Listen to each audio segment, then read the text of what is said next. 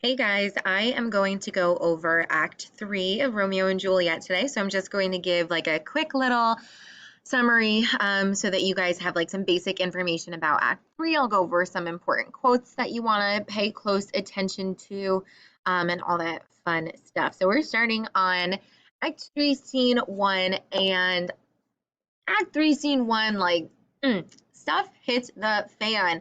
Like, this is pretty much a huge turning point in Romeo and Juliet. So much goes down. Lots of deaths happening, which really sets the rest of the actions of the play into motion. So, if you'll remember at the very end of Act 2, Scene 6, Romeo and Juliet are married. So, Friar Lawrence and the nurse are the only ones that know about this marriage of Romeo and Juliet. Okay. So we start out Act 3, Scene 1 with Benvolio and Mercutio. And basically, they're just walking along, just kind of like messing around, talking about fighting and everything, while in walks Tybalt and Petruchio. So we know of the other house, Capulets, and then Benvolio and Mercutio are Montagues. So basically, they have some words that go down between them, and Tybalt, as always, is ready to fight. He knows that they are related to Romeo. He says, Mercutio, thou consortest with Romeo here. And Mercutio is pretty much in the same exact boat. He's ready to fight too. He really wants to kind of get back at Tybalt. So Romeo comes in, and Romeo actually takes a very similar approach to the fighting as Benvolio does, and he tries to stop it. So some dramatic irony here because we know that Romeo is now like kind of part of the Capulet family because he's married to Juliet, but no one else does. So Romeo's really trying to like stop this without saying anything. So he's like, Tybalt, the reason that I have to love thee doth much excuse the appertaining rage such breeding. Villain am I none. And then he says, till thou shalt know the reason of my love. So, like, you don't know why I love you. And so, good Capulet, which name I tender as dearly as mine own, be satisfied. So, he's saying, like, he treasures the Capulet name, who's Juliet, just as much as his own name. And again, he can't say why, but he's really trying to kind of like hint at this without actually saying, like, I'm now married to Juliet and I don't want to fight her cousin. So, of course, no one listens to Romeo. They fight. Basically, it comes to the point, this is where it's really important to look at little stage directions. It comes to the point where Romeo like attempts to knock down the swords and like stands in front of Mercutio. And then under Romeo's arm, Tybalt is able to get to Mercutio and stab him. So obviously, that's not very good. So he stabs him. Mercutio says, I am hurt, and then starts cursing both the houses. A plague of both your houses. I'm sped. Is he gone and hath nothing? And then Benvolio's like, oh, are you hurt? And honestly, one of my favorite parts, Mercutio's like, a scratch, a scratch. Okay, not a scratch, Mercutio. You literally die in the next scene. Or not even in the next scene, like in literally 10 lines from now. So basically, Tybalt hightails it out of there. He leaves with his men, and then Mercutio has like the longest dying speech ever. He's basically like, no, it's not that bad. Don't worry about me. Again, starts to curse the houses. It's a plague of both your houses. This is a really important line because he's basically saying, like, it's both of your houses reason why I am killed. So I guess important to note, Mercutio is not technically a Montague. He leans more Montague-ish because he's best friends with Romeo, but he's not necessarily a Montague by himself. Okay, so he's basically blaming both the houses, Montagues and Capulets, for letting this fight go on for so long, and being the reason why he was killed. I was hurt under your arm. Okay, so basically, Mercutio and Benvolio leave. Romeo is alone on stage, and what I really hate, super misogynistic over here.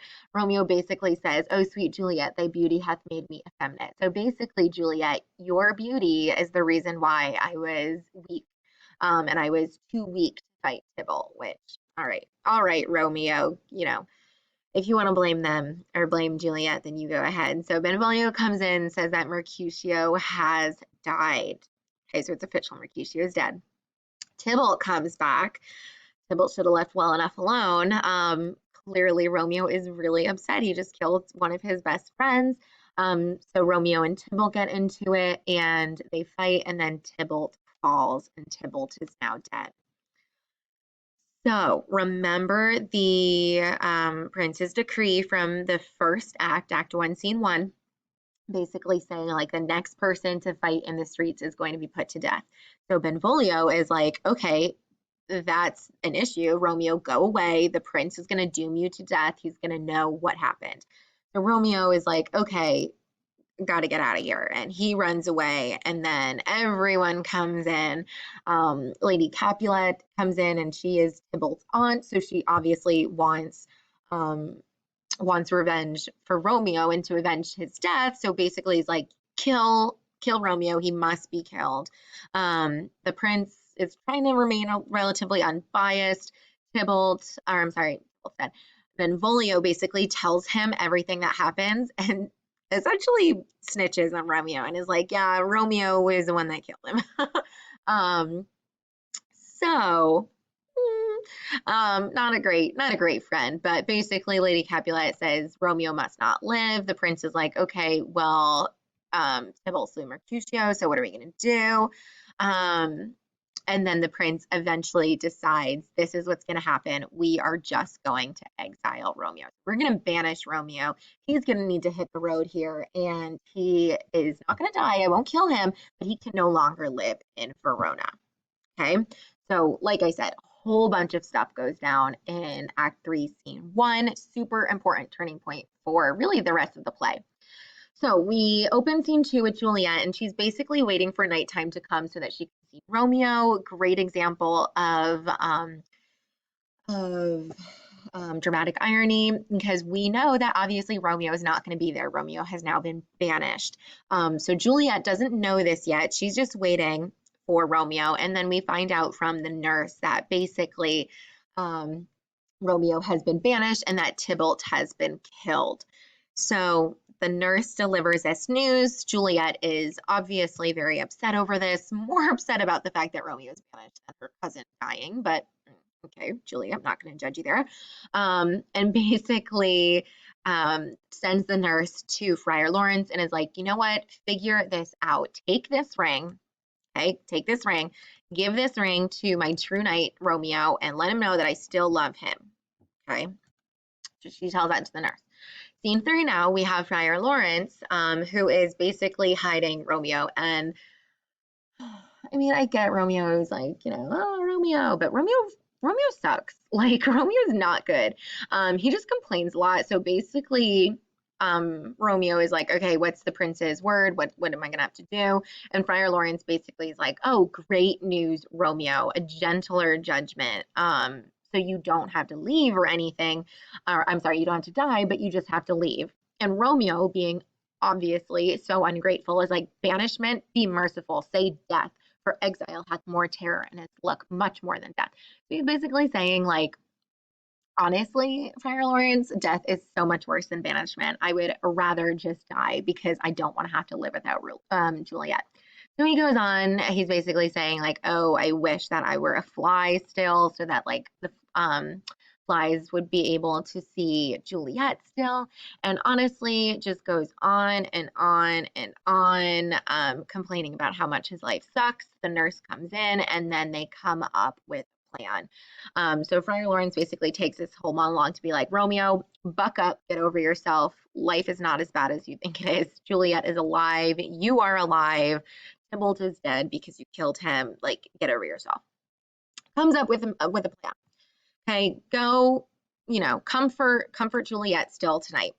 In the morning, you're gonna go to Mantua. This is where you're gonna hide out. You're gonna go to Mantua, and you're gonna live there for a little bit. Okay, you're gonna stay there for a while, and while you're there, we're gonna tell everyone about your marriage. We're gonna reconcile your friends so that they like you again. We're gonna beg the prince to let you come back, and then when you are able to come back, you're gonna come back with so much joy, 20, 100,000 times more joy. Okay, so this is Friar Lawrence's plan. Is it optimistic? Yes, very optimistic. Is it going to work? Who knows? Maybe it would have until we reach scene 4. Okay, scene 4, a very, very short scene. However, basically Paris comes to the Capulet house, and Lord Capulet at first is like, okay, I haven't had time to talk to her, Juliet, about your proposal. Give me a little bit of time. And then Capulet, being Capulet, is like, you know what, Paris? I have the world's most brilliant idea. And this idea is going to be great. And he basically says, Juliet is so upset over Tybalt's death. Dramatic irony. We know that she's really upset about Romeo's banishment, but he thinks she's so upset about Tybalt's death. Let's get her married, okay? And I love this part because he's basically like, let's do it on Wednesday. How does Wednesday sound? Oh, it's Monday already? Oh, no, that won't work. Wednesday's too soon. Let it be Thursday, one day later. So basically, they decide that Juliet will be married to Paris in 3 days, which is an issue. Juliet is married to Romeo right now. No one knows that except for the nurse, Friar Lawrence, and Romeo, and obviously Juliet. So this really kind of puts a kink into Friar Lawrence's plan because now Juliet has to figure out how she's going to get out of this marriage. So scene 5 starts out basically Romeo and Juliet have their nice little last day together. They say goodbye. And then Lady Capulet comes in and basically tells Juliet that she's going to be married to Paris. Juliet obviously does not take this well, and is like, I do not want to get married to him. I would sooner rather marry Romeo, who you know I hate, which is funny. Again, dramatic irony. We know that she actually does not hate him, but I would rather marry Romeo than Paris because I hate Paris so much. I don't want to marry him. Lady Capulet is like, oh boy, here we go. You tell your dad. Capulet comes in and basically asks, like, have you talked to her about it yet? The marriage. Juliet, or Lady Capulet's like, yes, she says no. And then Capulet goes off. He is so mad at her. How? Chopped logic, proud, and I thank you, and I thank you not, and yet not proud. Basically, he's like, I will drag you to this church if you won't come. And Juliet obviously is upset, and he keeps going, and he basically calls her names, disobedient wretch, and says, if you do not get your butt to church on Thursday to marry Paris, never after look me in the face. Speak not, reply not, do not answer me. So like, I will never talk to you ever again, and I will disown you if you do not marry Paris. So obviously Capulet is very, very upset about this. The nurse tries to step in and help, but Capulet is not having it. Again, he goes on and says like what an ungrateful brat Juliet is. He exits. Juliet like begs with her mother, delay this marriage for a month, a week, like please, anything that you can do, just make it so that I don't have to marry Tybalt. I will die. Okay, because we still have to be dramatic here. I will die if you make me marry him. And Lady Capulet is not very good at advice either, and basically says, well, we're done talking. Don't talk to me again about this. So she exits, and Juliet is left with another person, the nurse. So she asks the nurse for advice, and the nurse is someone who usually like really helps Juliet, really wants the best for her. And the nurse really lets her down right now. The nurse basically says, you know what, Juliet, just marry Paris. It's what your parents want. He's actually a lovely gentleman and he's fine. Romeo is actually a dishcloth compared to him. So just do what your parents want and marry Paris. So this is really not the advice that she wants. She's like, okay, thanks. You comforted me so much. So basically she's like, this isn't the advice that I wanted. So they all leave, and Juliet is like, you know what? I'm left with one more person, and that's Friar Lawrence. So he knows the real thing. I'm going to go to him. My parents are going to think that I'm going to be absolved for fighting with them. And I'm going to go, and I'm going to figure out how to get out of this marriage. And if I cannot, then if all else fail, myself have power to die. So I'm wrapping up really quickly because I have 15 seconds left in this video. So that is Act 3. I'll put another one for Act 4.